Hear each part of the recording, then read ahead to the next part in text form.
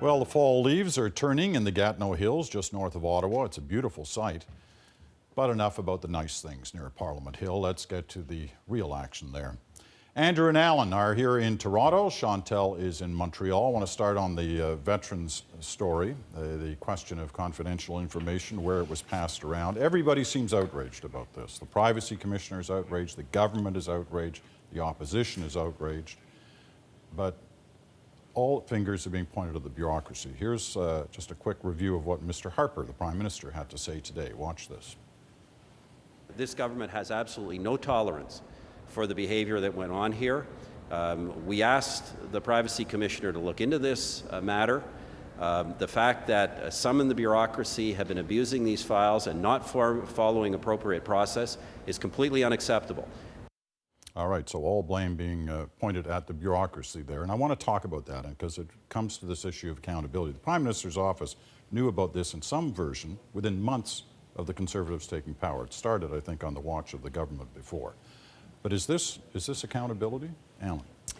Well, I don't know that we still know enough to make out fully what's happening in this story. I mean, we know that there's an ombudsman in Veterans Affairs who's been having a go at the government. We know that there are veterans who are disputing a lump sum payment that has been negotiated. And we also know that the government stands on mountains of incredibly sensitive information, and that bureaucrats are taught that to deal with discretion in these matters. And in fact, it's one of the only matters of malfeasance that could result in immediate dismissal.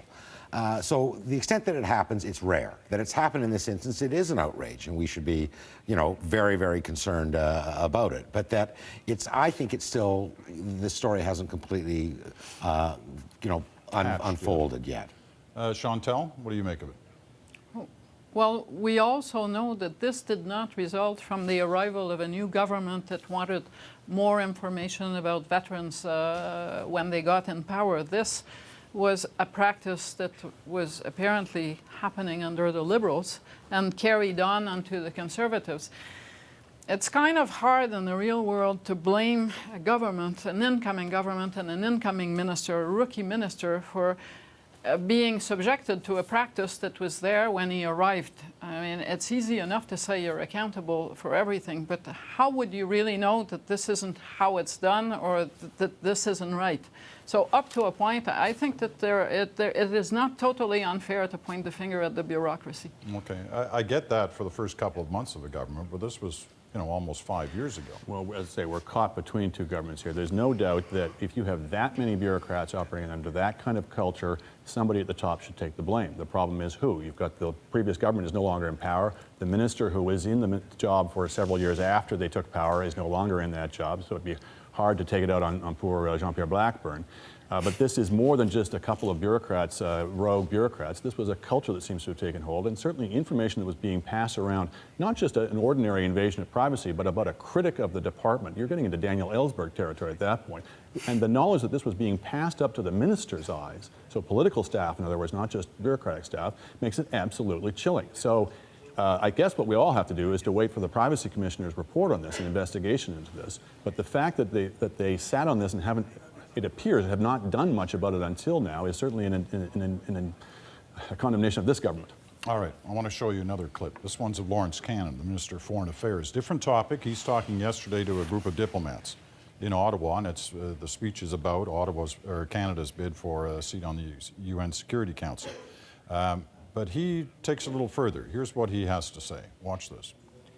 One of the few persons who believes that Canada should not sit on the Security Council, unfortunately, is the leader of the opposition, Mr. Ignatieff, who has shown himself to be unable to put the interests of this country above the interests of his political party. All right, so Lawrence Cannon uses a speech to diplomats, not a political speech, not at a rally, but to take a partisan shot at the Liberal leader. Andrew. It's way out of place. I thought Mr. Ignatieff's comments were odd. He's got a right to his point of view, but I think it's not an unfair thing that if we're trying to run in this election around the world, if we're showing signs of division within the country, that's certainly not going to help our chances. But if that's the case, you're hardly going to help matters if, as the minister, you then go and parade these divisions in front of the world for partisan domestic advantage. This has unfortunately been a habit of all sides on the foreign affairs file, is of, you know, that American phrase of politics stops at the water's edge. Nobody's been observing that rule of late in this country. We had the spectacle of at the Copenhagen conference with opposition parties going and announcing they had a different position than the government. When the Chinese president ripped into our prime minister on his visit, the opposition leaders took the Chinese dictatorship side against the prime minister. So they all have something to answer for this, but certainly this is a pretty strident and egregious example. Chantal? Yeah, but this is more like Jim Flaherty taking hostage a nonpartisan crowd to give a really partisan speech on the state of the nation's finance. These were foreign diplomats. At face value, if you're actually a foreign diplomat and you are told by the government of Canada that the leader of Pearson's party, a man who has vast international experience, who is known as a scholar, doesn't think that we deserve a seat at the United Nations, you might actually pause and think maybe those liberals have a point. So on that mere basis of being in a campaign to earn a seat, it is politically stupid. Okay, Alan? Well, it's scurrilous, it's untrue, and it's completely inappropriate. It's also, as Chantal mentioned, it's a reprise of what we saw the other day, an inappropriate screed by Minister Flaherty to a nonpartisan crowd. I mean, like that, I think you can also assume that these remarks have been vetted and approved by the PMO and as a consequence are part of a strategy. And the strategy is to put a harpoon across Mr. Ignatieff's bow to let him know that it's going to be rough sledding if he's thinking about having an election. I think what it also says is that this government has calculated that it doesn't matter whether we're outraged by this, that at the end of the day, the benefit of bloodying your opponent is far more beneficial to them than any damage that the chattering classes might be able to make to them by finding it inappropriate. All right, I want to move to Jhill Doucep's book. He's got a book out this week. Some interesting things about coalitions. 2006 coalition, he kind of suggests that he was the driving force behind this. Which should be good news to the Conservatives, but at the same time he also reminds people about 2004 and suggests that Stephen Harper was the driving force, at least behind a letter that suggested that the number 2 party, which was him, to Paul Martin's number 1 party, could offer up an alternative if the Governor-General chose to look elsewhere to see who could govern the country. Chantal, what should we make of this book? Well, the Harper letter is on the record. This book, you have to understand, this is not some journalist interpreting Jhill Doucep. It's a Q&A book. That's a question and answers of Jhill Doucep. And 2 pages of it deal with the 2008 coalition. Mr. Doucep is speaking to his audience, and what he's telling sovereigntists who wondered why he was shaking hands with Stéphane Dion, his agenda is to say, Jacques Parizeau loved this deal. Of course, when you read it from a different perspective, what you see is Jhill Doucep saying they bought my economic measures, my pro-Quebec economic measures was their agenda, and Jacques Parizeau really liked the language, which I think is a Christmas gift before Christmas for the Conservatives. Any disagreement there? No, but I think there's something else here that we don't really talk about. Because the BQ has been so dominant in the province of Quebec, it is no longer the prize that it has been historically for the 2 majority parties. Jhill Doucep is there to say, I can get things for Quebec, but when it's no longer a big of a surprise, you don't have the same kind of leverage. So it appears to me, as someone kind of outside looking in, what he's trying to do is establish his relevancy. He's trying to say, see, I am a guy who can make a difference still.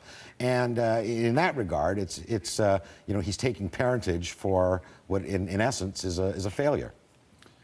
I'm going to move you into the next topic, Andrew, because I saw you nodding your head at Alan, so you obviously agree with what he just said. I want you to tell me whether the little we know so far about the billion-dollar renovation of Parliament Hill and the $9 or $10 million questionable contract that people are wondering about, is this telling us something about this government and the way it does contract business that should remind us of the old government and its way of doing business? We don't know, as you say, but there's a lot more to be found out about this, but it sure smells to high heaven.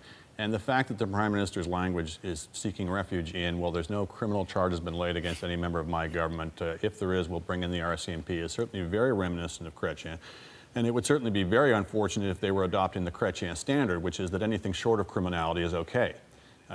People have much higher responsibility than just avoiding breaking the law. They have ethical standards as well. And of course, if you get too accustomed to bad ethical practices, it's all too easy to slide into the criminal behavior. So a lot more to be learned then, but I'd rather we heard them saying we're going to root out any suggestion of political favoritism, even if it's the legal kind.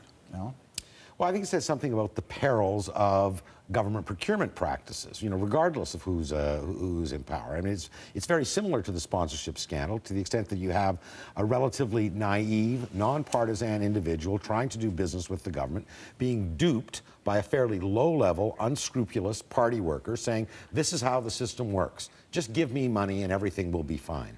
The government is, I think, completely safe in saying no member has been involved, because anyone who thinks a member of parliament has anything to do with government procurement is even more naive than this poor contractor who gave this schmuck $140,000. Yeah, we should say he's an ex-PC party worker as opposed to the Yeah, he's not current even particularly involved in this particular Right. party. Chantal, you're laughing?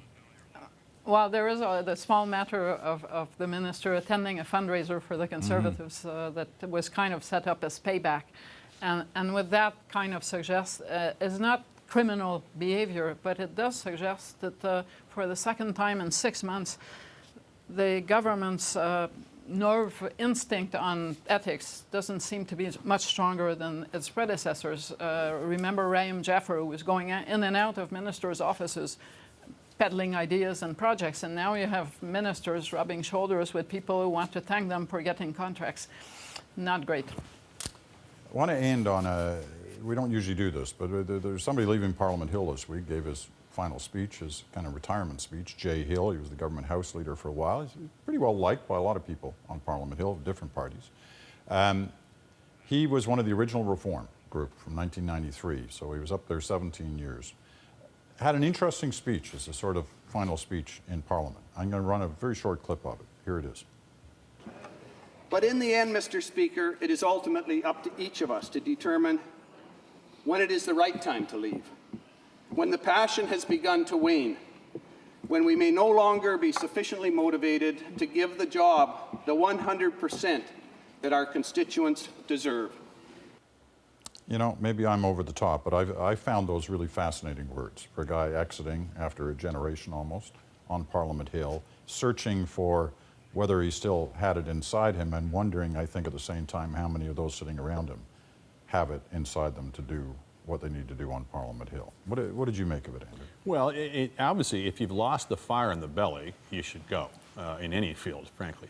I wouldn't put a time limit on though. If the suggestion is you've been here 12 years, you've been here 16 years, that means it's time for you to go. I don't think that's the case at all. I'd like to see parliamentarians with experience, particularly experience to be able to counteract the permanent civil service.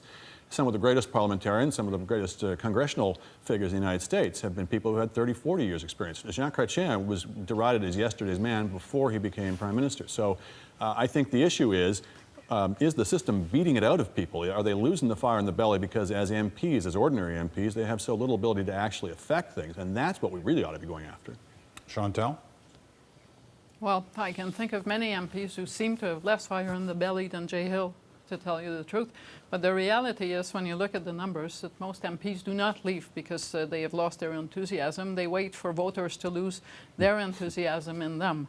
And part of the reason is that most MPs feel, probably rightly, that this is the most interesting job that they'll ever have. All right, Alan, you get the last word on this. Well, I saw him the other day, and he looks like the happiest guy in the room. He says he's completely unburdened by this entire effort. I've also I worked on the Hill, and I don't believe that politics is a career. And that those who stay too long, I mean, invariably find themselves, as Chantal suggested, on the wrong side of voter preference. It's an incredibly grueling life. It's also an unreal life. That they're in a fishbowl, and anything that's both concave and convex at the same time isn't going to give you a particularly real perspective on the world. And I think the more we can have people coming in and out of the political process, the healthier it'll be. And I say good for Jhill. You know, it's interesting when you look back at the numbers. There were 52 Reform MPs elected in that 93 election. 10 left now. I thought he was going to say 4. One of which is the Prime Minister, Stephen Harper. He was out for a little bit, but he came in on that first one in 93. Thank you all. Chantal's in Montreal and Andrew and Alan here in Toronto.